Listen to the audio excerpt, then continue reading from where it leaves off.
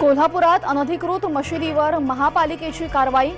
लक्षतीर्थ वसाहत इथं अनधिकृत प्रार्थनास्थळ उभारल्याचा संशय। मोदी पंतप्रधान झाले म्हणून राम मंदिर झालं, भाजपा प्रदेशाध्यक्ष चंद्रशेखर बावनकुळे यांचा मोठा दावा। भाजपावाले इंग्रजांचे मुखबिर होते, क्रांतिकारकांची माहिती भाजपानं इंग्रजांना पुरवली। राम मंदिराच्या मुद्द्यावरून संजय राऊतांचा भाजपावर हल्लाबोल।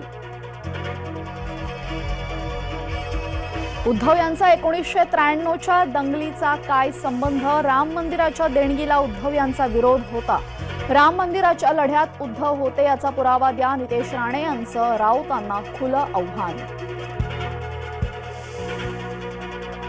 संजय बाबू डॉक्टर या अक्षरांची किंमत तुमच्या समजण्या पलीकडे, आशिष शेलार यांनी राऊतांना सुनावलं।